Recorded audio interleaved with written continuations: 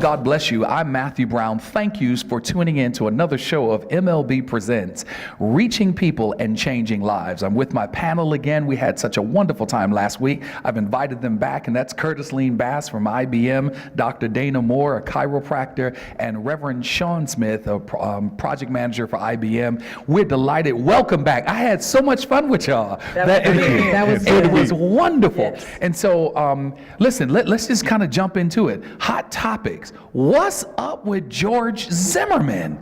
Well, I mean, first of all, you get acquitted from murder, and you shouldn't have been. But you know what? I think George Zimmerman has the O.J. Simpson saga. How is it that you get away with murder, but there's something inside of you that wants to be captured? I think he believes he's invincible. I mean, so many times he's been stopped by police for speeding, just doing a whole bunch of illegal things. Now he's been acquitted. What is he, released out of prison on bond for these things that he allegedly did to his child's mother? So I think there is a thing of invincibility that he feels that he has is upon him. Well, if you remember, he visited a gun store, a gun shop, a gun manufacturer. And I thought that was a bit much, right after all of that had happened and he had been acquitted, that would be one of the first places he would be seen and publicly let everybody know he was there. So I think there's something in him, I agree with you, that there's something in him that says, look at me, I can do this, I did that, I can do this. Yeah, and I think that speaks to bravado and recklessness. I think that's what you're probably seeing now is that bravado, that reckless spirit that he has, it's only been fed now. It's been fed by the fact that he's been acquitted. Now he can do what he wants. He's getting released. And I think that what we have done is as many African Americans that may be against them, he's got supporters. He's got supporters on his side and those who feel that he stood up for himself. And so you've got people who are giving him positive information or positive vibes, and he's taking that to the next level. I think you're starting to see that recklessness. But I think he's an adrenaline addict. Yeah. I think he is addicted to the rush of this fantasy of being either a super cop or a super criminal, and he can't figure it out. Right. And then you take a look at these relationships. You know, he's with his girlfriend. He's still estranged from his wife, but his wife served him divorce papers while he was coming out of prison. So I mean, here this George Zimmerman saga is not over. What a year for him. And then you talk about celebrity. So you got that bug, that celebrity bug of, hey, I want to be in the papers. I'm in the paper. I'm infamous, if anything else, and they feed into that. You know, I think that also. But we've got to send a real clear message, though, to our viewers and particularly to young people and young adults. Get yourself together. Amen. What is that all about? That's a bit much. That's a bit over the top. You got to ask yourself what's missing inside of you. If you've always got to be in somebody else's story, if you've always got to be in the limelight, something's missing inside of you, and he's missing. Well, obviously he's missing Jesus. No, that's very clear. But I think you made a great point last week when we were talking off air about what do you expect out of unsaved people. Yeah, that's right. I mean, he's a sinner. I expect him to live like a sinner and to behave like one who's lost. And I think that's part of it, that no different from the Toronto mayor, we get a guy who is not proclaiming any faith and living like a guy without faith. Yeah. Why should we be surprised at that? Yeah, that's true. Hey, listen, second hot topic is the NCAA. Man, all the stuff that's been going on with that. So if you're a sports buff, then the question is this: should they pay these college players, both, just period, across the board? Look at the amount of money that's being made in football, basketball, all of it. So if they're the talent and they're bringing people in, shouldn't they do something? Look at the University of Miami. All of the investigations and all the stuff that was going on. What do you think, Dana?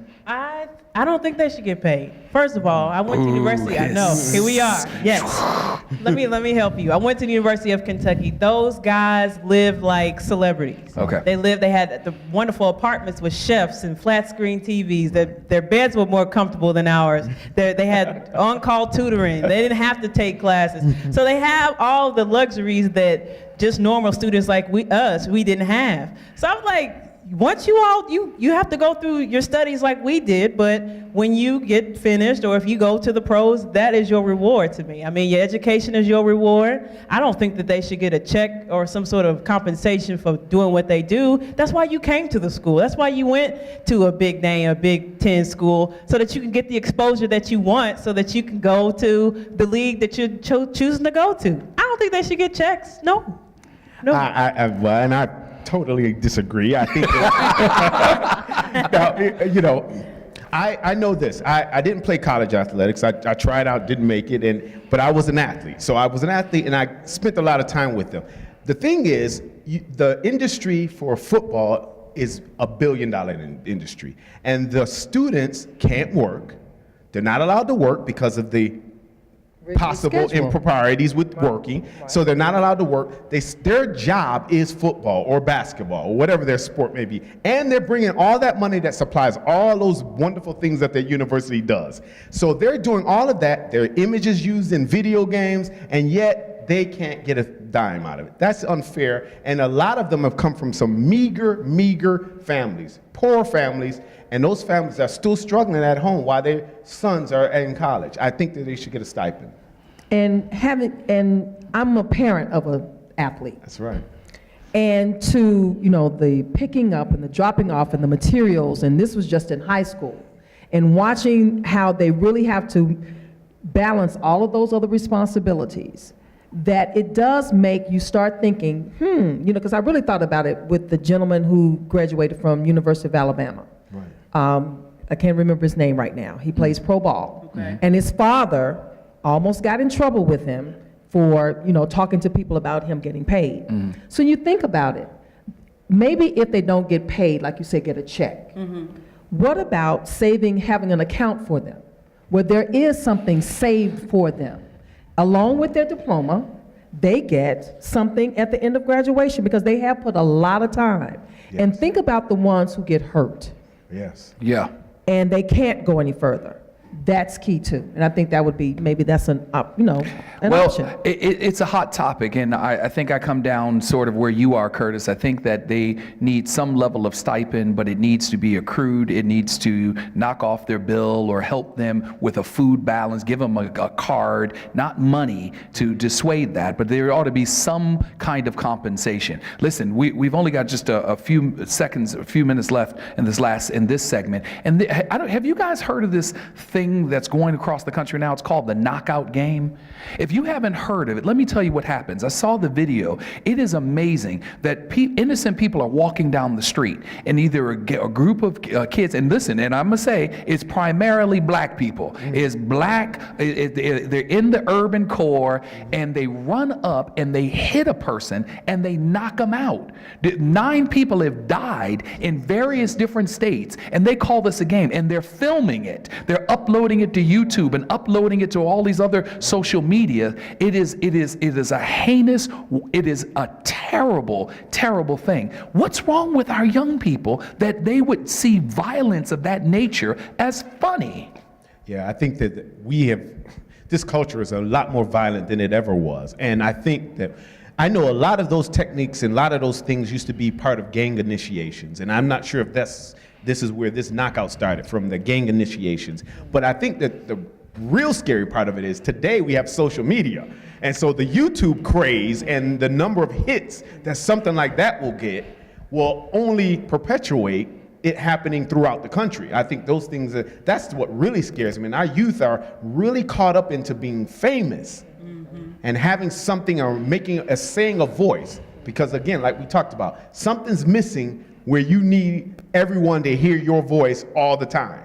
And I think they want the center of attention and the popularity that comes with it. Well, I would hope that if you're watching this program, I just want the parents to be on alert that this is just a bad thing happening. And I want people that if you travel by yourself, if you walk alone, you see a group of people, it can be even one individual, just be very, very cautious about your surroundings. Listen, we do a segment again on YouTube and through various different social medias through MLB Ministries called Relationship Keys. I spent a long long time really trying to speak into the life of people who are in relationships. Relationships are difficult. One of the segments I used, and I kind of want to just hear your thoughts on it, is I used this piece called Showroom Stockroom. Matter of fact, I filmed it in our pantry, and I showed where the shelves were empty. You know, a lot of times in relationships, people show up, and they're only the showroom model. They're the mannequin that you see in the window, and then you run in the store and say, I want that, and they go into the stockroom and say, oh, we're out of that. You know, what do you think about showroom, stockroom people in relationships?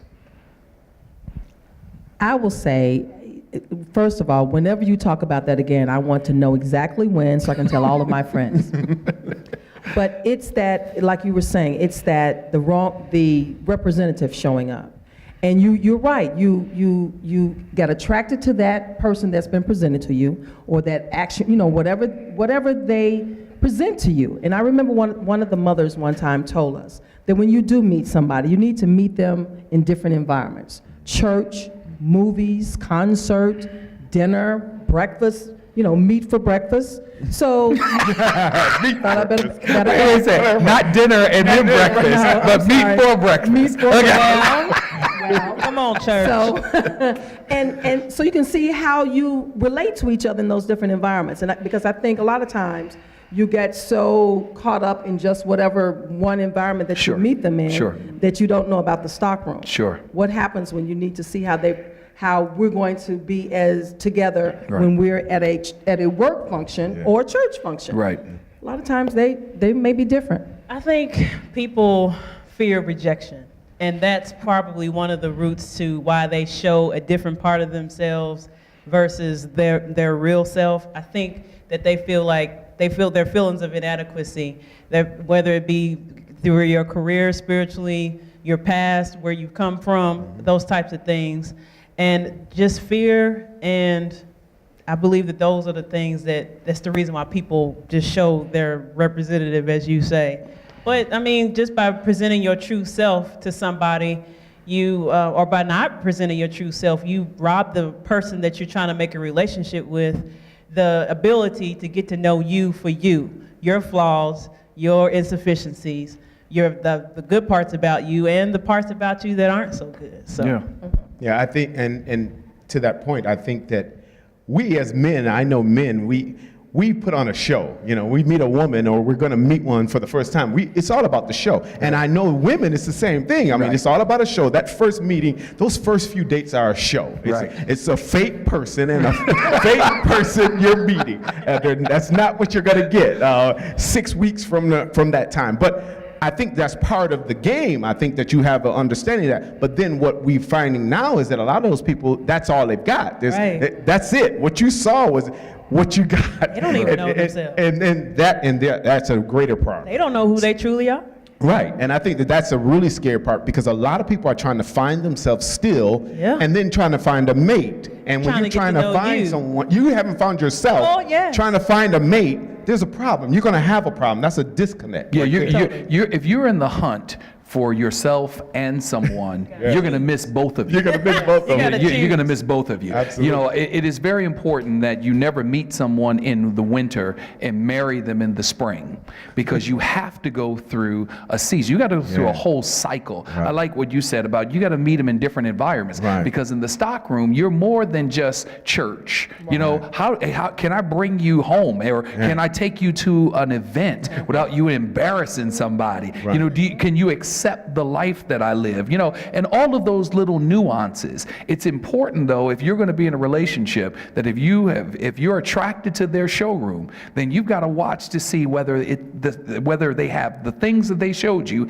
in stock, their character. You can always dress up, and you were talking about men. It is a show, and we go out for the show. We audition. I call it audition. You know, you audition and see whether or not you get the part. But I would say, and this is a whole nother show later, but I would say that during the audition, that women have to also know that they're auditioning also, and that men see the showroom, stockroom scenario. Yeah. Absolutely. Yeah, we can relate. We know that's a wig, and we know those are wigs. Right. We're okay with it. That's right. But the point of the matter is, don't show something that you're not. So if you're not really nice, don't be nice.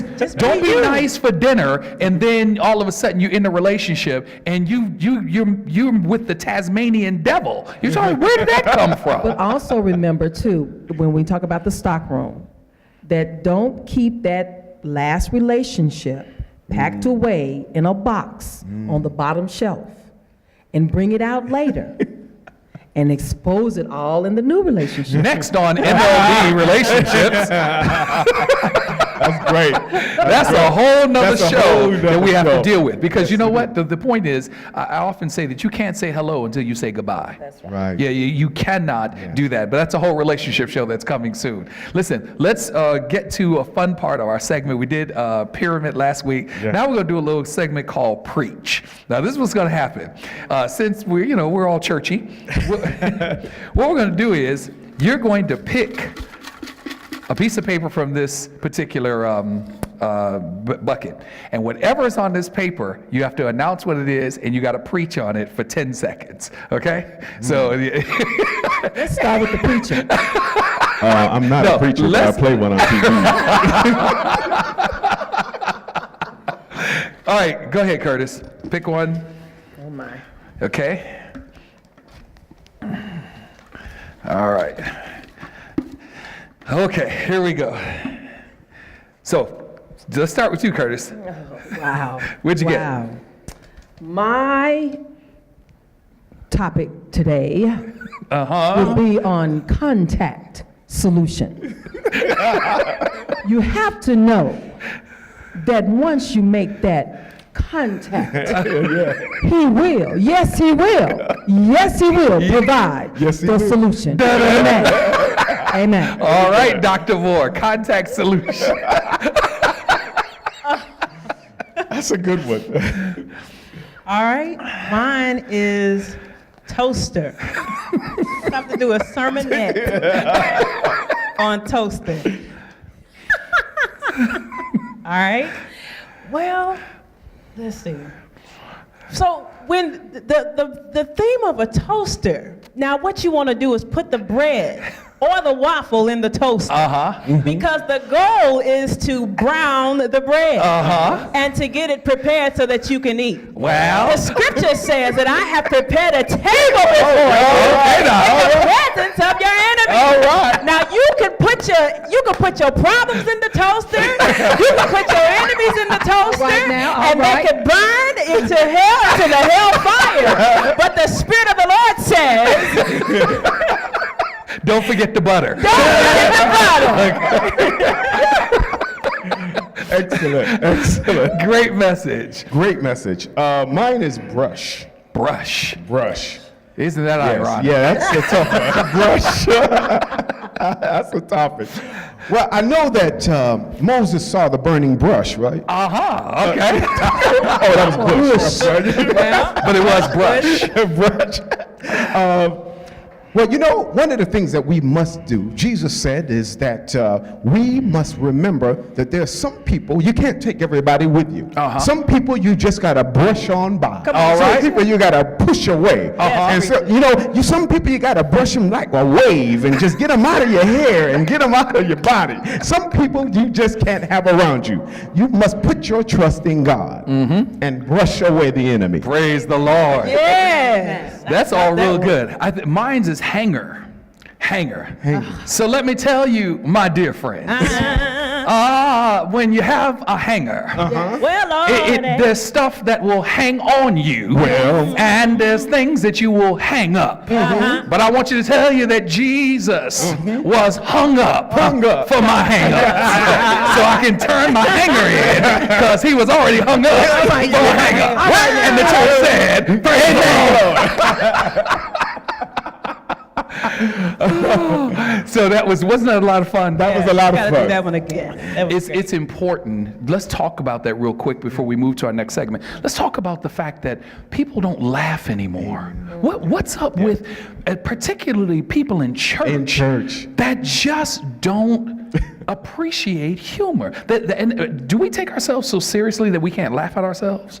I think that we are doing that. I think we often do that. I think that, You know, a lot of Christians look like they've been sucking on a lemon all day, and they bring it to church, and it's hard to speak to them. And when they leave the church, you know, it's hard to show that life and that light of Christ when you're angry or unhappy or look sour. And I think that is a real problem in our Christian faith. We're so serious, we're so deep, we're stuck. And I think that's where we are a lot of times. What do you think the role of humor is in the life of a Christian?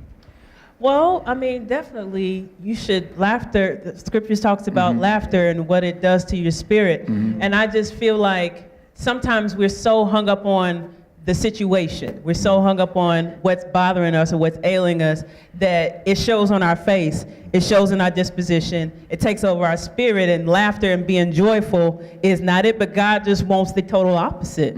He wants you to take on joy, take on the garment of praise, be happy, be excited, and know that he's going to bring whatever is the issue that you're going through, he's going to bring it to pass and bring you out of it. So while you're in the middle of it, as we talked about on the last show, in your seasons, just rejoice and be thankful unto the Lord. Yeah, we got 10 smile. seconds on humor. As my pastor taught me, I made a choice to rejoice. Yeah, And that's who I am. That's laughter and smiling and being a part of it. And sometimes, even when I don't feel like it, Right. I found that it helps me when I do it. Yeah. I hope that you will take a moment to laugh. I hope you'll take a moment to understand that in the context of your very busy and overwhelming life, that there is a moment where God provides joy. The joy of the Lord is our strength. This segment is called After the Amen, and I want to take a moment to wish all of you in the next coming days a very happy Thanksgiving. I want you to reflect about why, aside from the historical national profile of the United States of America and why we celebrate Thanksgiving, this national holiday. More so for you, that if you're a person of faith, I want you to recount how good God has been to you in these last 11 months. Everything has not gone your way. Things that you had scripted for your life have all of a sudden turned different. But I want to tell you that you have every right to give God thanks. You have every right to bless the Lord for all that he is and all that he is doing for you. I want you to take a moment to begin to count your blessings, not your enemies, not your disappointments, not your failures, but your blessings. If you will focus on blessing God and thanking him for all that he has done, you will find that there will be such a fulfillment of your life. Pieces of your life are broken. Things in your life may not necessarily be as you desire them, but I want to tell you that God is real. God is able to move beyond your issue. I want you to simply follow us on Twitter and watch us on Facebook, follow us on YouTube. And then if you really want to have this conversation, if there are prayer requests, I want you on Twitter and Facebook to simply pound MLB prayer request. I want you to communicate with us so that we can pray with you. Lastly, I'll tell you this. Holidays are difficult for a lot of people. This may be a holiday where someone, your loved one, is not with you. There's an extra space at the dinner table. A person passed away this year and you're having a difficult time. Well, I will encourage you not to mourn the loss, but set the place anyway and thank God for the memories. I pray for you as you'll have a wonderful holiday season, a great happy Thanksgiving, and we'll see you on our next telecast. Remember, we're reaching people. We are changing lives. Stay in his face and journey well. You're the